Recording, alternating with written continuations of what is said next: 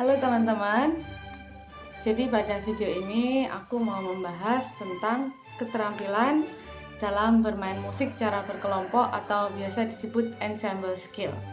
Ensemble musik berarti bermain musik secara berkelompok atau bersama-sama baik dalam musik instrumental maupun vokal.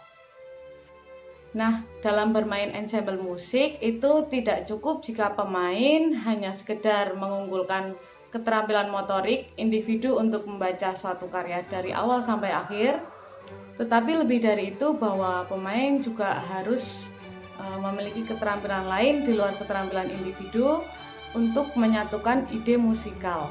Karena dalam bermain ensemble musik itu melibatkan beberapa orang yang tentunya mereka memiliki ide musikal sendiri-sendiri dan juga interpretasi sendiri-sendiri yang itu harus disatukan.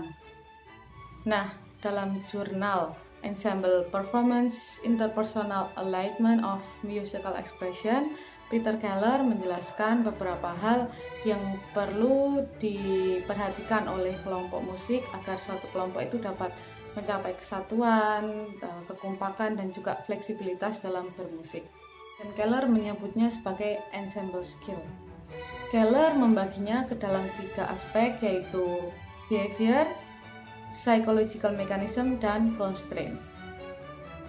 Behavior dijelaskan oleh Keller sebagai perilaku yang harus dilakukan oleh masing-masing individu dalam kelompok untuk mengkomunikasikan informasi tentang niat atau ekspresi musik.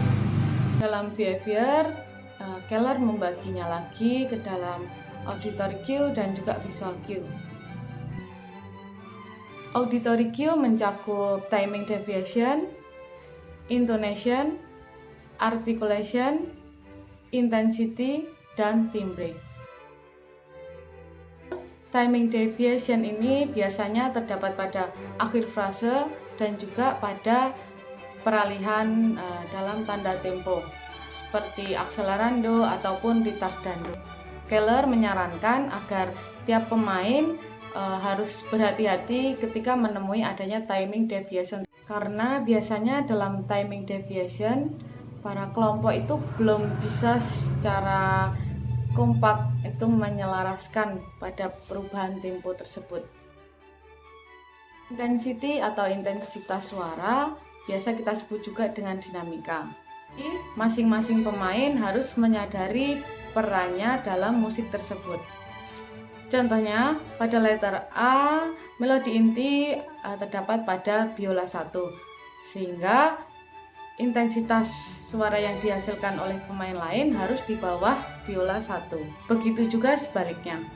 Contoh lain adalah ketika dalam partitur ditulis dinamika forte. Nah, intensitas antara forte sebagai melodi inti dan juga sebagai iringan itu harus dibedakan. Namun tidak semua seperti itu dan tergantung pada karyanya. Karena terdapat juga karya yang memang masing-masing pemain itu memiliki suara yang penting. Dan intensitas yang harus dihasilkan dari masing-masing suara itu memang harus kuat. Kemudian untuk menyamakan intonasi, Keller menyarankan agar suatu kelompok melakukan penyeteman sebelum melakukan latihan maupun konser. Walaupun terdapat beberapa pengecualian juga seperti pada musik kontemporer, terkadang mereka ada yang dengan sengaja memang membedakan penyeteman, namun perbedaan tersebut tentu telah disepakati sebelumnya. Artikulasi sama pentingnya dengan hal lain.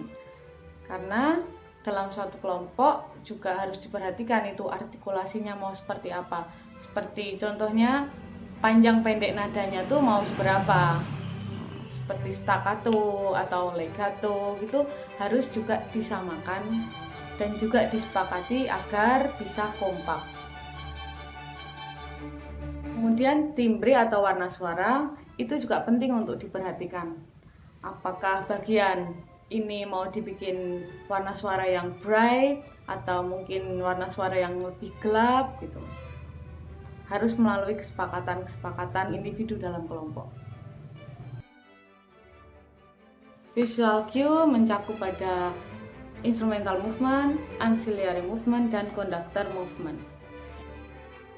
Instrumental movement itu berarti gerakan yang secara langsung berkaitan dengan hasil suara, seperti ketika menggesek bow. Ancillary movement itu berupa gerakan tambahan, seperti gerakan siku, anggukan kepala, ataupun gerakan kaki. Conductor movement atau gerakan yang berasal dari konduktor itu bisa berupa gerakan baton, kemudian ekspresi wajah, gerakan tubuh, dan juga mencakup pada kontak mata. Aspek kedua, psychological mechanism, merupakan kerangka yang dirumuskan oleh Keller dengan melibatkan proses kognitif, motorik, dan sosial untuk mengkoordinasikan gerakan agar bisa menyelaraskan musik. Terdiri dari offline preparation, regulatory strategi, dan online cognitive motor ensemble skill. Yang pertama, offline preparation atau persiapan awal, itu dia menyebutkan ada latihan individu dan latihan kelompok. Dalam latihan individu, pemain tidak hanya sebatas bisa membaca notasi musik tersebut atau melatih skill motorik, tetapi juga pemain harus mengerti tentang musik yang akan dibawakannya, seperti sejarahnya, juga struktur musiknya, dengan dilakukan analisis pada musik tersebut. Kemudian ketika latihan bersama-sama, mereka mendiskusikan suatu performance goal dan performance plan. Performance goal itu merupakan tujuan dari karya yang akan dibawakan dalam pertunjukan. Jadi bisa juga disebut sebagai interpretasi suatu karya. Setelah menentukan performance goal, pemain juga mendiskusikan performance plan. Cara untuk mewujudkan interpretasi musik yang telah dibahas tadi, ataupun juga untuk mewujudkan ide musikal yang tadi telah didiskusikan. Pemain juga perlu memperhatikan strategi yang disebut oleh Keller sebagai performance cue. Selanjutnya, untuk mencapai suatu kesuksesan dalam bermusik atau mewujudnya sebuah performance goal, Keller menyebutkan bahwa pentingnya kemampuan atau keterampilan adaptasi, kemudian keterampilan attention dan anticipation ketika konser berlangsung.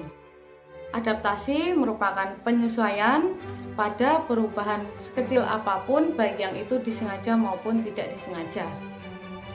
Nah, ini sering terjadi ketika konser, entah mungkin karena faktor grogi atau faktor lain ya, jadi intensinya cenderung naik. Kebanyakan kelompok itu cenderung mereka bermain dengan tempo yang lebih cepat dari biasanya atau daripada ketika mereka latihan. Nah, itu diperlukan kemampuan atau keterampilan adaptasi dari masing-masing individu untuk merespon.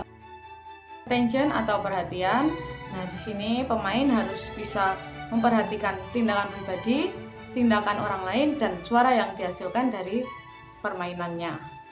Artinya bahwa pemain itu juga perlu mendengarkan orang lain, tidak cukup jika hanya memperhatikan diri sendiri. Antisipatif, di sini pemain harus merencanakan atau mengantisipasi pada kemungkinan-kemungkinan yang terjadi. Pentingnya pemain harus memiliki musical imagery atau gambaran musikal. Yang tak kalah penting adalah perlunya pengetahuan, baik pengetahuan tentang musiknya maupun pengetahuan tentang karakter masing-masing individu dalam kelompok. Karakter individu ini mempengaruhi pada bagaimana seorang individu itu memberikan cue. Contoh, ada individu yang melakukan gerakan itu dengan gerakan yang besar atau sangat terlihat ya gerakan tersebut. Namun juga ada yang melakukannya dengan gerakan yang kecil, walaupun itu dengan maksud yang sama. Selain pentingnya pengetahuan baik secara musikal maupun pengetahuan tentang karakter individu dalam kelompok, pemain juga penting untuk memiliki keterampilan empati. Itu tadi beberapa hal yang penting diperhatikan untuk ensemble musik agar mereka dapat mencapai kekompakan dan kesatuan serta kohesi dalam musik. Baik, terima kasih teman-teman udah menyempatkan waktu untuk menonton. Sampai jumpa lagi.